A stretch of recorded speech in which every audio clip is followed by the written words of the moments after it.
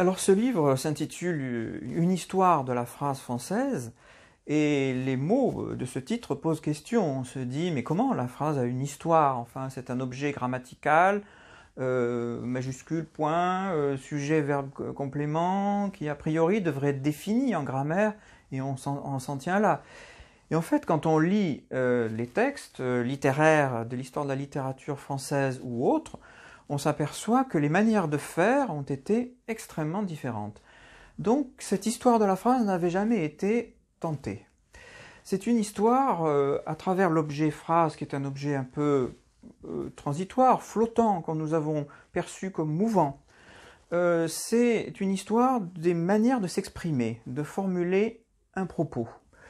Alors, comme en histoire on a essentiellement des témoignages écrits, c'est nécessairement un peu une histoire de l'écrit.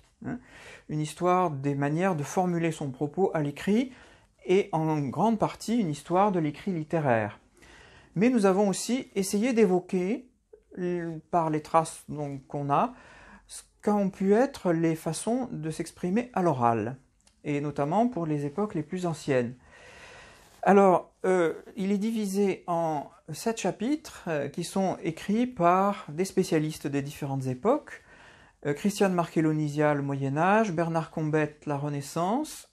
Personnellement, j'ai fait le XVIIe et le XVIIIe siècle, qui sont le moment où la notion de phrase elle-même apparaît en grammaire, puisque ce n'est pas une notion qui date de toute éternité, mais elle a changé les manières de voir la continuité du texte à un moment donné.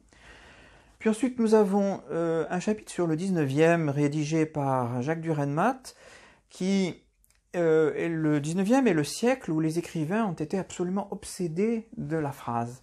Flaubert, Hugo ne voulaient absolument pas qu'on touche la moindre virgule à leur texte.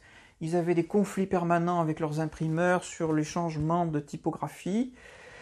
Et puis, au XXe siècle, le chapitre qui a été écrit par Marie-Alban Vatine et Antoine Gautier, on assiste à une espèce d'attaque généralisée de la littérature contre la phrase, avec la phrase canonique, la phrase scolaire, la phrase standard, avec quelqu'un comme Céline, par exemple, qui la hache complètement avec des points de suspension, ou Proust, bien sûr, qui se voyait comme lui-même comme un ver à soie, qui tissait de longues soies, et qui n'en finissait jamais d'être tissé, et parfois ça devient presque un peu difficile à lire, on le sait.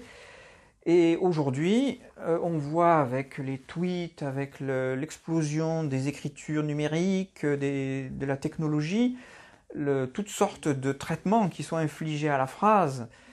Et d'ailleurs, l'idée du livre est venue de l'observation que la phrase n'a peut-être jamais eu autant d'importance qu'aujourd'hui dans la vie publique. On observe partout des phrases écrites, des phrases écrites sur des publicités, des slogans, des mots d'ordre politique, des petites phrases qui circulent.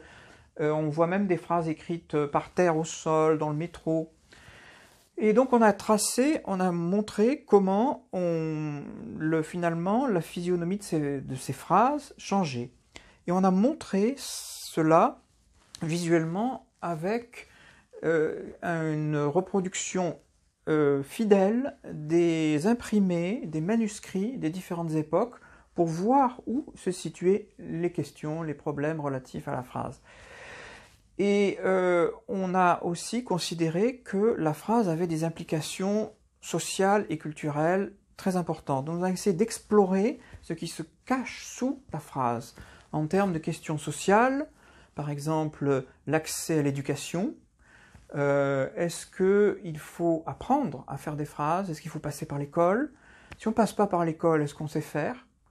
On a cité des textes de marchands de cidre du XVIIIe siècle, de soldats de la Première Guerre mondiale qui avaient une éducation parfois pas très accomplie, pour voir un peu comment ils faisaient.